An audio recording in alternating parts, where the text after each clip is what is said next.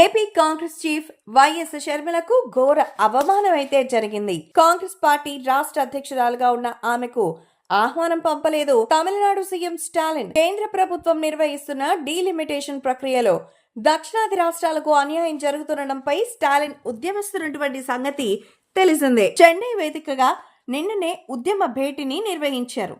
దక్షిణాది రాష్ట్రాల్లో రాజకీయ పార్టీల నేతలను ఆహ్వానించారు, కానీ ఏపీ కాంగ్రెస్ చీఫ్ షర్మిలను ఆహ్వానించకపోవడం ఇప్పుడు హాట్ టాపిక్ అవుతోంది. స్టాలిన్ నిర్వహించిన ఈ సమావేశానికి కాంగ్రెస్ సీఎంలు హాజరయ్యారు. తెలంగాణ నుంచి సీఎం రేవంత్ రెడ్డి, కర్ణాటక నుంచి డిప్యూటీ సీఎం డీకే శివకుమార్ పాల్గొన్నారు.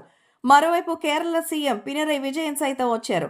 ఒడిశా నుంచి బీజేపీ ప్రతినిధులతో పాటు తెలంగాణ నుంచి కేటీఆర్ హాజరయ్యారు. ఇంతటి సమావేశానికి ఏపీ కాంగ్రెస్ చీఫ్ గా ఉన్న షర్మిలకు ఆహ్వానం పంపకపోవడంపై అనేక రకాల అనుమానాలు వ్యక్తం అవుతోంది. ఇందుకు జగన్ కారణం అన్న కామెంట్స్ వినిపిస్తున్నాయి. తమిళనాడు సీఎం స్టాలిన్ జగన్మోహన్ రెడ్డికి అత్యంత సన్నిహితుడు. గతంలో జగన్మోహన్ రెడ్డి సీఎంగా ప్రమాణ స్వీకారం చేసే సమయంలో స్టాలిన్ హాజరయ్యారు.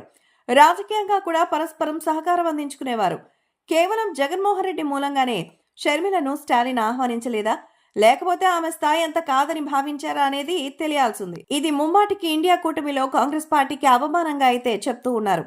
ఏపీలో టీడీపీ, జనసేన, ఎన్డీఏ భాగస్వామ్య పక్షాలుగా ఉన్నాయి. దీంతో ఆ రెండు పార్టీలని ఆహ్వానించలేదు స్టాలిన్. అయితే జనసేన వర్గాల నుంచి అందుతున్న సమాచారం మేరకు ఆ పార్టీకి సైతం ఆహ్వానం అందినట్టు తెలుస్తోంది. స్టాలిన్ పోరాడుతోంది దక్షిణాది రాష్ట్రాల ప్రయోజనాల కోసం. కానీ జగన్మోహన్ రెడ్డితో ఉన్న సాన్నిహిత్యంతో ఏపీ కాంగ్రెస్ ను విస్మరించడం ఏమిటనేది ఇప్పుడు ప్రశ్న. ఈ విషయంలో కాంగ్రెస్ హైకమాండ్ కు ఫిర్యాదు చేసేందుకు షర్మిల సిద్ధమవుతున్నట్టుగా తెలుస్తోంది.